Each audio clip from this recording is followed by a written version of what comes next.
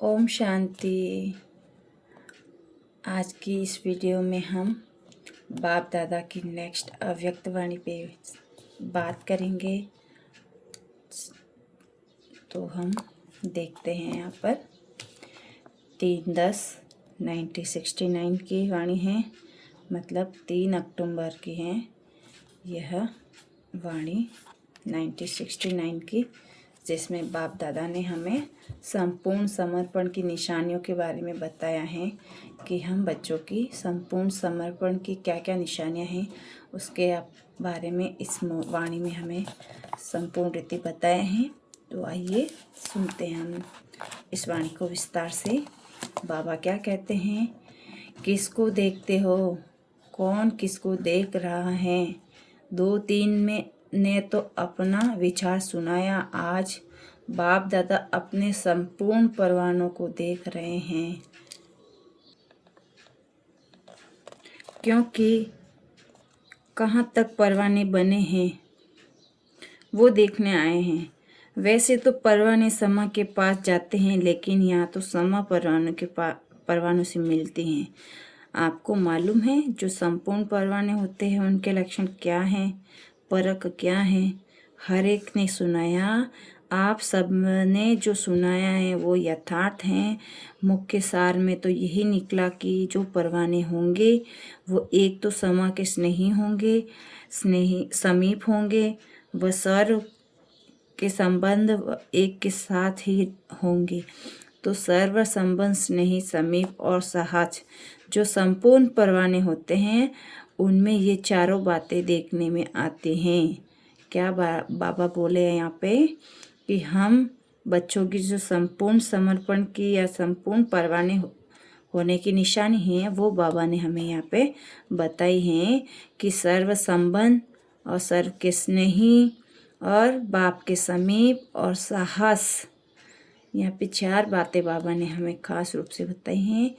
तो बाबा इनके ऊपर अभी हमको आगे संपूर्ण बताएंगे। आगे पढ़ते हैं हम। तो आप सबको ये भट्टी में किस लिए बुलाया है? जो यहाँ 4 बातें सुनाई हैं वो चारों ही बातें अपने संपूर्ण परसेंटेज में धारण करनी है। एक तो परसेंटेज कम ना होनी चाहिए। कई बच्चे कहते हैं हम तो सभी सही, लेकिन इतने परसेंटेज, तो जिनमें परसेंटेज की कमी हो गई हैं तो उनको संपूर्ण परवाना नहीं कहेंगे, तो वो परवाना दूसरी क्वालिटी का कहा जाएगा। जो चक्र काटने वाले होते हैं, एक तो होते हैं शीघ्र एक ही बार पर फिदा होने वाले, दूसरे होते हैं सोच समझकर कदम उठाने वाले। तो जो सोच कर समझ कर कदम उठाते रहेंगे वो कहेंगे फेरी पहनने वाले, चक्र काटने वाले। तो दूसरी क्वालिटी वाले कई परवाने कई प्रकार के संकल्प, विघ्न और कर्मों में ही चक्र काटते रहते हैं। आज पांडव सेना को भट्टी में बुलाए हैं। कहीं पर तो कोई फैक्ट्री होती है तो जो बढ़िया फैक्ट्री होती है उनमें चाप लगती हैं। अगर उस फैक्ट्री की चाप नहीं होती तो वो चीज़ इतनी नहीं चलती है। इस रीति आप जो भट्टी में आए हो ये छाप लगाने के लिए आए हो ना, ट्रेंड मार्क होता है। फिर कौन सी छाप लगवाने के लिए आए हो? संपूर्ण सरेंडर या संपूर्ण समर्पण। छापा तो अगर नहीं लगा तो फिर मालूम है क्या होगा? जैसे छापा न लगी चीज़ की वैल्यू कम होती है, उसी रीति से आप आत्माओं को भी तो स्वर्ग में वैल्यू कम हो जाएगी ना। बाप दादा कितना सुंदर रीति बता रहे हैं कि जिस तरह से ट्रेंड किसके ऊपर, अगर फैक्ट्री में काम करने वाले जो होते हैं, जो चीज़ फैक्ट्री की जो चीज़ होती हैं उस पर अगर ट्रेंड मार्क नहीं हो तो वो ज़्यादा दिन तक नहीं चलती थी। यहाँ पे भी बाबा हमें ये समझा रहे हैं कि अगर आपके ऊपर भी अगर छापा नहीं लगा है तो आपकी भी वैल्यू स्वर्ग में कम हो जाएगी, मतलब परसेंटेज कम हो जाएगी। यहाँ पे पापा हमें ये समझा रहे हैं। तो समीप में आने के लिए ये छापा लगाना ही पड़ेगा। बाबा बोल रहे हैं स्वर्ग में पद के समीप आने के लिए हमें छापा लगाना ही पड़ेगा। माताओं को तो नष्टोमा का मंत्र मिला, तो पांडव सेना को भी संपूर्ण समर्पण का है ना। तो पांडवों का भी तो गायन है, गल कर खत्म हो गए हैं, और पहाड़ों पर नहीं लेकिन ऊंच स्थिति में गल गए। नीचाई से बिल्कुल ऊपर जो अव्यक्त स्थिति है उसमें गल गए, अर्थात उस अव्यक्त स्थिति में संपूर्णता को प्राप्त हुए। ये पांडवों का यादगार है। उस यादगार को याद दिलाने और प्रैक्टिकल में लाने के लिए तो भट्टी मिली है। संपूर्ण समर्पण किसको कहा जाता है? जो समर्पण अर्थात तन मन धन और संबंध संपर्क सब में अर्पण। अगर मन को समर्पण कर दिया तो मन को बिना श्रीमत के यूज नहीं कर सकते। धन को श्रीमत यूज कर सकते हो तो सहज है, नहीं तन को भी तो यूज करना है, लेकिन मन सिवाय श्रीमत के एक भी संकल्प नहीं करे। इस स्थिति को कहा जाता है संपूर्ण समर्पण। बाबा ने यहाँ पे हमें संपूर्ण समर्पण की इतनी सुंदर डेफिनेशन बताई है कि हमें तन मन धन संबंध समय सब रीति से संपूर्ण समर्पण किस तरह से होना है हमें बाबा ने यहाँ पे समझाया है। इसीलिए ही तो मन मना भव का मुख्य मंत्र है। अगर संपूर्ण समर्पण है तो तन मन धन संबंध संपर्क शीघ्र ही उस तरफ लग जाते हैं। तो मुख्य बात ही है मन को समर्पण करना, अर्थात व्यर्थ संकल्प विकल्पों को समर्पण करना। वो ही है परख परवाने की।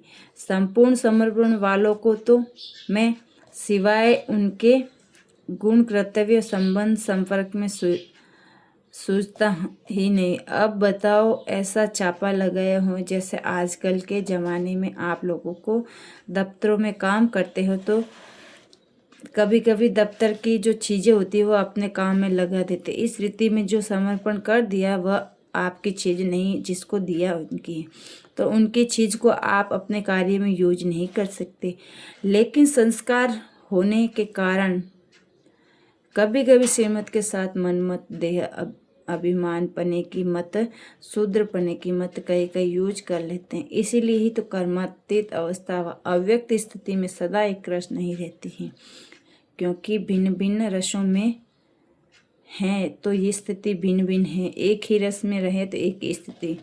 बाप दादा बच्चों को हल्का बनाते हैं, बच्चे जानबूझकर अपने पर बोझ ले लेते हैं, क्योंकि 63 जन्मों से विक्रमों का बोझ लेकिन लोक मर्यादा बोझ उठाने के आदि बन गए हैं। इसीलिए बोझ उतार कर भी रख लेते हैं। जिनकी जो आदत होती है वो आदत से मजबूर हो जाते हैं ना। इसीलिए तो अपनी आदत होने के कारण अपनी जिम्मेवारी को फिर अपने पर ही रख लेते हैं। क्योंकि एक पांडव अगर संपूर्ण समर्पण बनकर निकले तो बताओ क्या होगा। जब पांडव सेना तैयार हो जाएगी तो कौरव और यादव मैदान में आ जाएंगे और फिर क्या होगा, आपका राज्य आपको प्राप्त हो जाएगा। जब तक ये वायदा नहीं किया तो जो सोचेंगे बोलेंगे, जो सुनते जो करेंगे सो श्रीमत के बिना कुछ नहीं करेंगे। तब तक इस भट्टी से लाभ नहीं ले सकेंगे। ऐसा ही उमंग उत्साह लेकर आए हो ना तो कुछ बनकर ही निकलेंगे, बदल कर ही निकलेंगे। ये सोच कर आए हो ना, घबराहट तो नहीं है होती है। जितना गहराई में जाएंगे उतना ही घबराहट गायब हो जाएगी। जब तक किसी भी बात में गहराई नहीं जाती हैं तो घबराहट आती है। जैसे सागर के ऊपर की लहरों में घबराहट होती है, लेकिन सागर के तले में गहराई में क्या होती है, बिल्कुल शांत और शांत के साथ प्राप्त भी होती हैं। इसलिए जब भी कोई घबराहट की बात आए तो गहराई में चले जाना है तो घबराहट गायब हो जाएगी।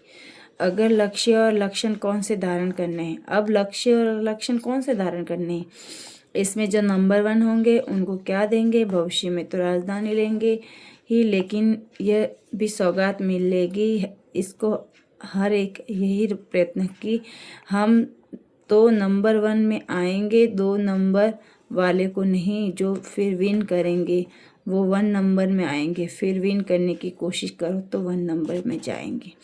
अच्छा, आपको बिंदी लगानी है, वह बिंदी के रूप में हो। टीके कितने प्रकार के होते हैं, वो आज आपको डबल टीका लगाते। संगम पर निरोगी बनने का भविष्य और राजभाग बिंदी रूप की स्मृति के लिए बिंदी लगाते हो। बिंदी लगाते लगाते बिंदी बन जाएंगे।